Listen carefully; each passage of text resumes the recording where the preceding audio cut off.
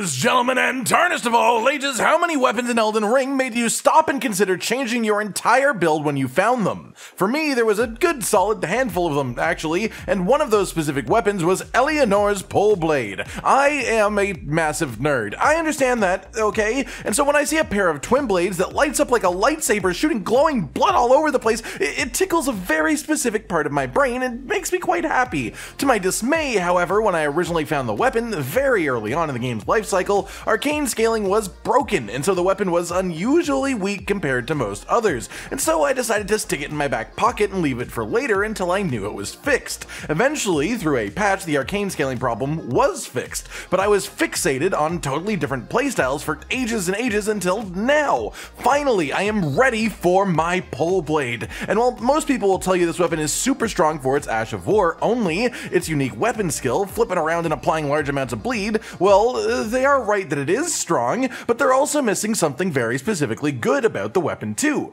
This weapon has a unique heavy attack even compared to other twin blades. Most of them only attack once when one-handed or a couple times when two-handed, but the Poleblade, well, Eleonora had a few ideas of her own. I'll try spinning, that's a good trick. And so we wind up with a weapon with a rapid-hitting heavy attack and a rapid-hitting Ash of War, and as such, it can sort of be buffed more than the majority of weapons in the entire game. Of course, even with this buffing, it doesn't quite reach the heights of the absolute ridiculous weapons that there are, but it allows it to come close. And the specific build that I'm showing you today will make the weapon incredibly strong, not just for the Ash of War that everyone uses, but even give it a good bit of oomph without the Ash of War as well. In my mind, the perfected Eleonora's Poleblade build. By focusing on the rapid hitting nature of the weapon, you can not only make the weapon skill strong itself, but also the unique heavy attack. And past that, you can use the rapid hits of the heavy attack to boost the damage of the weapon skill if you hit it fast enough directly afterwards, dealing an absolutely ridiculous amount of damage as a full combo.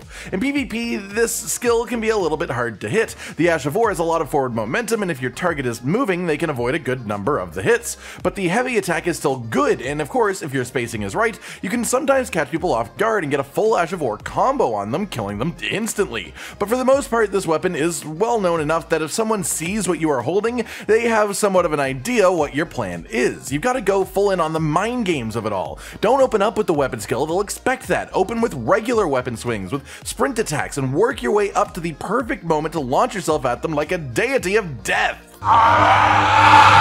So, now that you know the reasons and the concepts behind this build, what all comes together to make it an extremely functional boss-killing machine? Well, of course the weapon itself is super important, Eleonora's Poleblade, and to get this for yourself you'll have to do the questline for Yura the Bloody Finger Hunter until you reach the Second Church of Marika, located in the middle of the Altus Plateau, where you'll come across a tarnished NPC invasion from Eleonora herself. Defeat her and claim your own glowing twin blades. After this, we move on to the obvious spot of power for this weapon. It has an incredible ability to apply bleed, and so it would be silly to not take advantage of that and even focus on that. So we have the white mask helmet on for a 10% overall damage bonus for 20 seconds after triggering a bleed, and the rest of the armor set is up to your own fashion choices, though thematically speaking, you should probably stick to all black armor.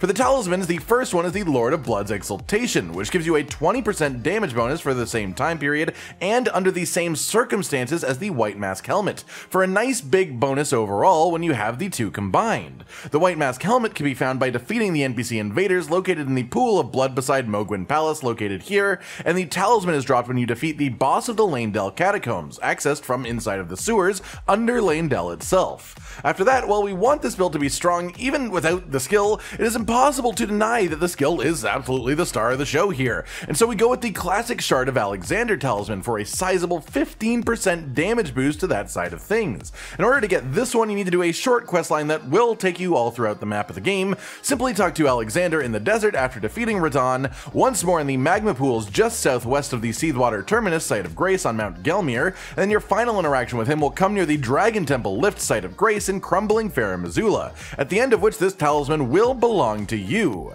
And then the last two slots fill a very similar role to each other and come from a similar place too, being the Rotten Winged Sword Insignia talisman and the Millicent's Prosthesis talisman. Both of these increase your damage a fair amount with successive hits, meaning the faster that you can hit an enemy, the larger the amount of hits in your combo, the more damage you will end up doing to them with that combo. And so this weapon, with its vast multi-hitting Ash of War, and as mentioned earlier, its uniquely large number of hits on the heavy attack itself, it gets quite strong of a bonus from both of these, making it much stronger than it would be otherwise, especially in combination with each other. Millicent's prosthesis also gives you +5 to dexterity, which this weapon requires and scales off of, so that's just a pure bonus as well. To get this talisman, you have to finish the Millicent questline, which is quite sizable, and you begin this by talking with Gowry at the Gowry's Shack site of Grace at the end of the main road going through the western and central side of Caelid. It's worth noting that this weapon does both physical and fire damage, but there are just so many things that can possibly buff it that we don't even have room for something like the Fire Scorpion Charm Talisman that would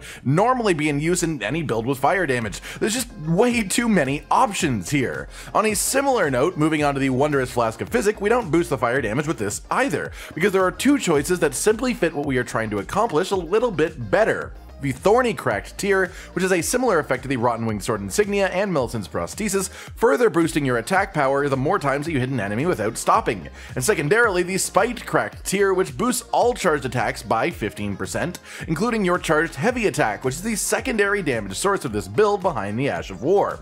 With this specific addition, the damage of your heavy attacks is quite strong too, and using that to combo into the Ash of War anytime a boss gives you a moment to do a combo that long has some just ridiculously fantastic results. Finally then, to cap it off, of course we need to have a seal to use our two default incantations. Anyone that has 0 weight works, and you don't need to meet the requirements for the seal itself, as we are only casting set percentage buffs. Those two being, of course, Golden Vow for a 15% damage boost and 10% defense boost for 80 seconds, and then Flame Grant Me Strength for a 20% damage boost to both physical and fire damage for 30 seconds, which thankfully affects both damage types of the weapon and is actually quite good in this specific build as a result.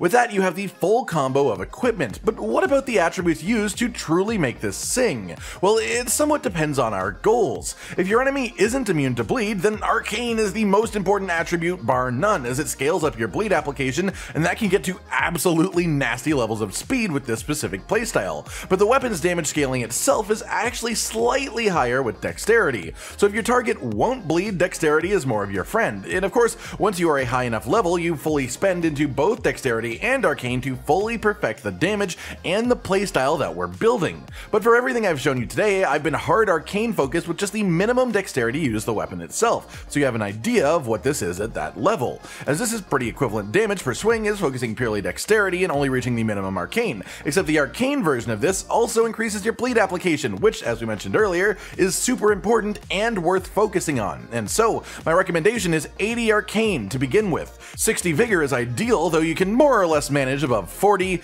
25 faith to use our 2 incantations, and then enough endurance to be at medium equip load with all of your equipment. And then finally, all remaining points into dexterity, and then if you still somehow have more, then you might as well do strength, as the weapon has E strength scaling, but strength scaling nonetheless. And there you have it, everyone. Eleonora's Poleblade perfected, a weapon I have always absolutely loved and finally gotten around to make the perfect version of for my own purposes, and wanted to share it with you all. Do you like this weapon as much as I do? Are you excited by just how variably buffable it is, or do you just like spinning like a Beyblade? Like if you like the video, subscribe and hit the notification bell for more, and most importantly, ladies and gentlemen, until next time, stay sweet.